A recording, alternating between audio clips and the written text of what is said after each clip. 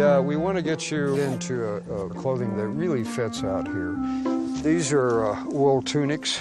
And it'll really make the experience feel different to just staying like this. Yeah, the other way is just go butt naked. Yes, but that's a big challenge right at first.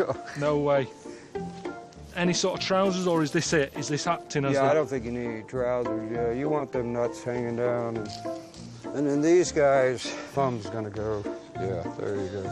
Feel good? Yeah, yeah. He's got proper freedom, what he's doing.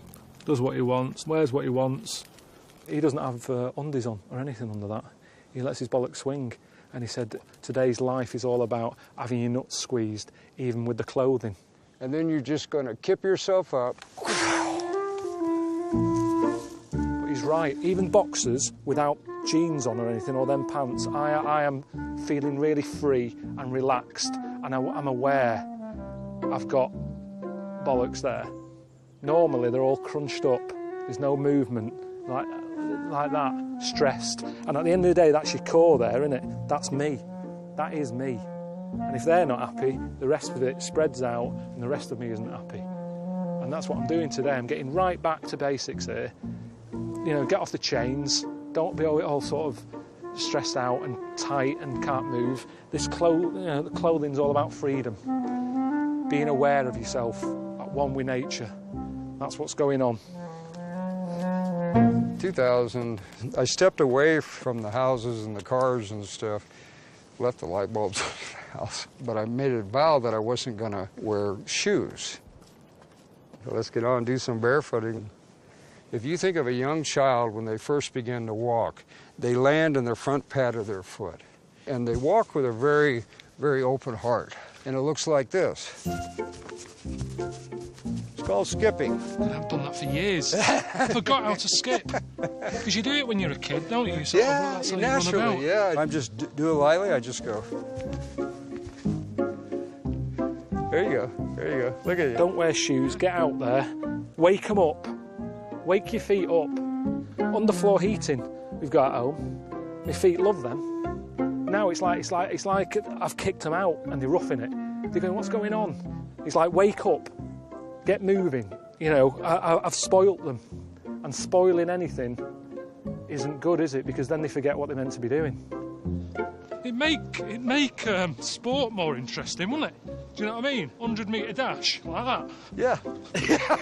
I love it. So what are you teaching me here?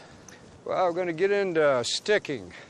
And so now all you're going to do, come forward. Oh, is it always the same? Always the same right now, Right. 3 times. 1, 2, 3. 1, 2, 3. Basically, the most fun you can have with a stick. That's what I've done this afternoon. Stick fighting, you know, stretching the back, stretching the arms, but doing it all with a stick. He's not conned by the modern world into buying some fancy tool to do that with. It's all there for us. How much would that stick be if you went to some well-known sports shop and they sold it as the multi-gym stick? It's all about branding, isn't it? Alan Sugar gets hold of that and he'll make it fancy. You know, put sponge on the ends and all that. They make a fortune out of it. That's what they do. The ball, they've done it with a big ball, haven't they? Pogo stick was the first time, I think, when I really realised that someone's taking the piss here. It's not a mode of transport. I tried to do a paper round on one. Absolutely knackered. He is a modern-day caveman, and I've enjoyed it. You know, this is just a little taster of it. And I'm not saying I'm going to go back to this. I'm not going to go home and say, all right, Suzanne, come on, pack up, let's sell the house, let's live in, you know, Regent's Park. It's not going to happen. I'm set in my ways, and you can't go back. I'm pretty sure I was happy as a baby in my mum's womb. But I don't sort of go, I'm sick of the world. Mum, let me in. I don't want to go back.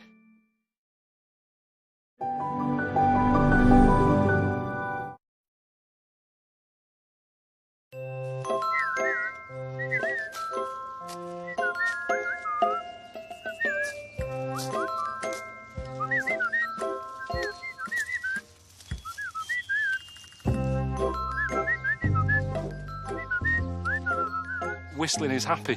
You don't whistle when you're pissed off. It's the last thing you do. In fact, you know, if someone's whistling, you know they're all right. You never see a bird and think that looks pissed off, because it's tweeting away, it's whistling away, and whistling's associated with happiness. They're whistling whilst they work. It's definitely nicer than shouting, but I think I quite like shouting. There is a use for it. People who start work early, bin men, could they use it? Scaffolders, they're another loud lot, aren't they? They love shouting, swearing and everything.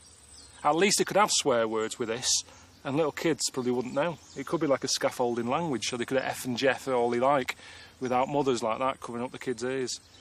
How do you swear in this language? Is it a swear word? What does that mean? It's very funny. I can't explain you. You can't explain it, but it's a bit rude. Yeah.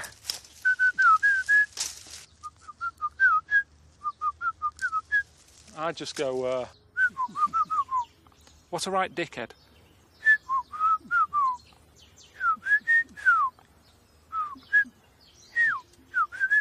You're full of shit.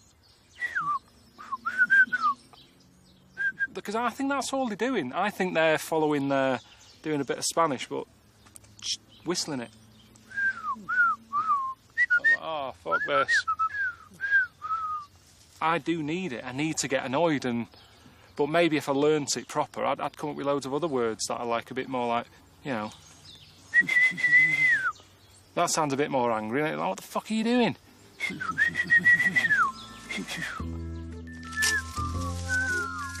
What the fuck?